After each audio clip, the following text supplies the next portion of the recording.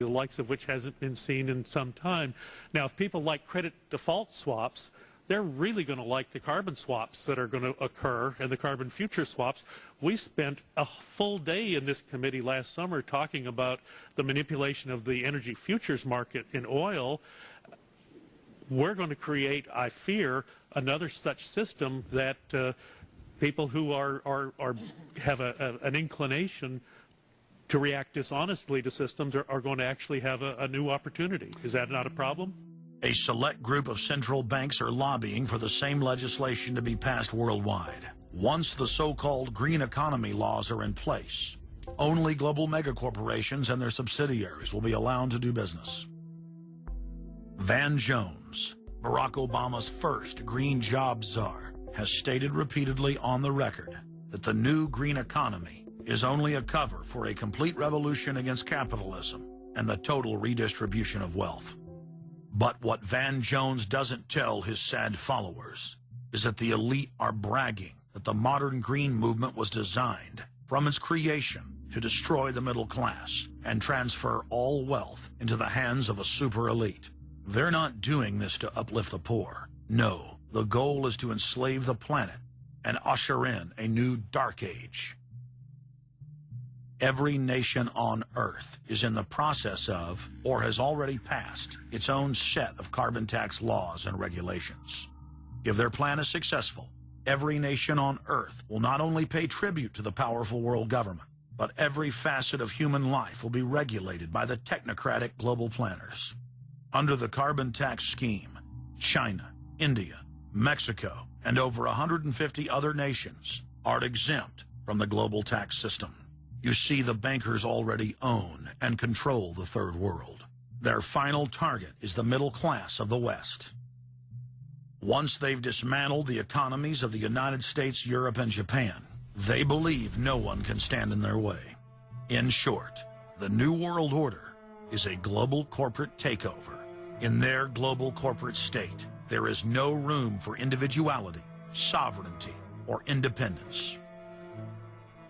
As their program begins to face more and more opposition, lawmakers and supporters of the man-made global warming hypothesis want laws to be passed, making it illegal to question their theories. Recently, the head of Greenpeace was forced to admit that the Arctic and Antarctic ice caps grow in the winter and shrink in the summer, and that this is all part of a natural process driven by the tilt of the Earth and the sun. The cosmic radiation coming from space, the amount reaching the Earth is affected by the strength of the sun's magnetic field. So the magnetic field of the sun is almost like a gateway controlling the cosmic radiation reaching the Earth. The magnetic strength of the sun is also related to the number of sunspots.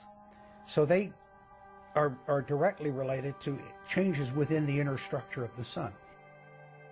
The amount of cosmic radiation reaching the lower atmosphere creates more cloud, right? And cloud forms, you need to have what are called condensation nuclei. That is, little particles around which water can change from water vapor or gas into water droplets, minute particles that are visible in the form of clouds. We've known for a long time that there was more cloud than the amount of particles in the atmosphere, because we assumed it was clay particles and salt particles that were creating this condensation process, but there was this gap. We now realize, of course, it's the cosmic radiation that's doing it. So what the cosmic radiation is doing, controlled by the magnetic field of the sun, is it's like putting up a screen in the greenhouse and blocking out the sunlight, and of course that then affects the temperature of the Earth. That's why there's a relationship between the sunspots and the temperature on the Earth. So we now know the mechanism, but they completely ignore that. More than 31,000 scientists from across the United States, including more than 9,000 PhDs from the fields of climatology, atmospheric science, earth science, and hydrology, signed a petition rejecting man-made global warming as a scientific fraud. This shattered the hoax of the so-called consensus that the mainstream media had been pushing for years, that every scientist on Earth believed that man-made global warming was a fact. If the people are able to block their carbon tax takeover, the elite's agenda to establish a planetary world government will collapse. To force their unpopular agenda upon the planet, the controllers are racing to complete the construction of their police state control grid. Borrowing from tactics used in the past by communist, fascist, and other totalitarian regimes, every form of classical textbook tyranny is now being implemented in the West. In the United States, the central government is federalizing local police.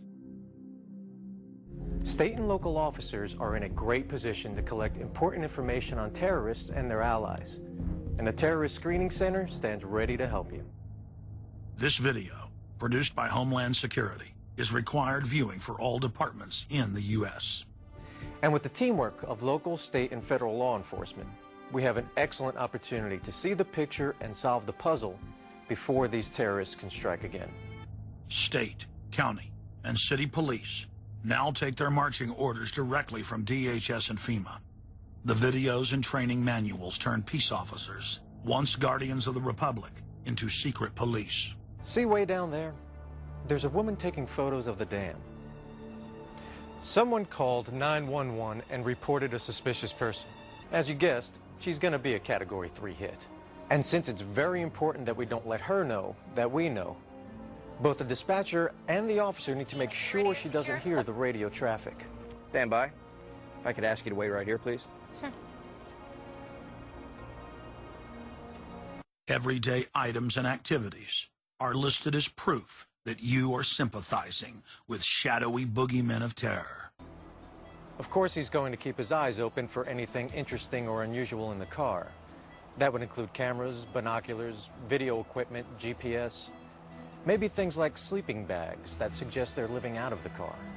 From their inception, Homeland Security and Northcom were set up to dominate the people and the states, not to fight the CIA-created Al-Qaeda.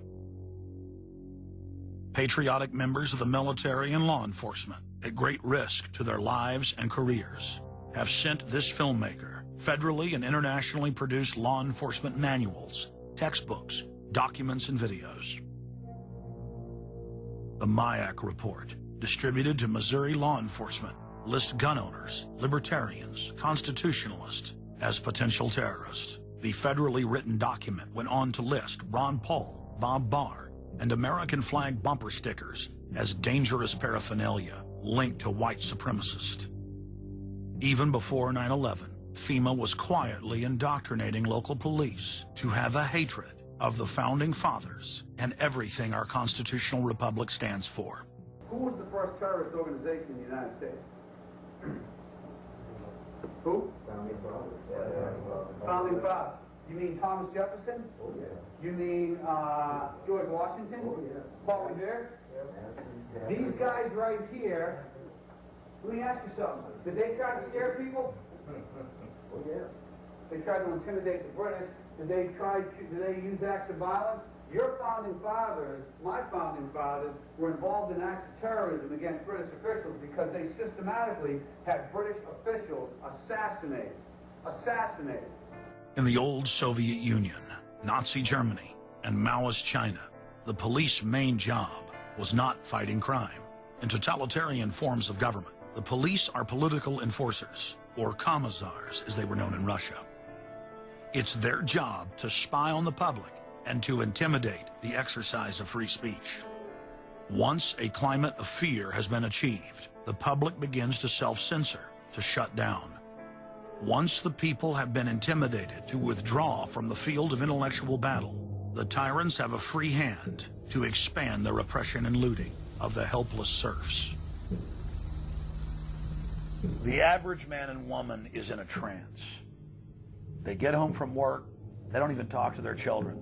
They turn the television on, and they let those corporate messages set the agenda in their lives.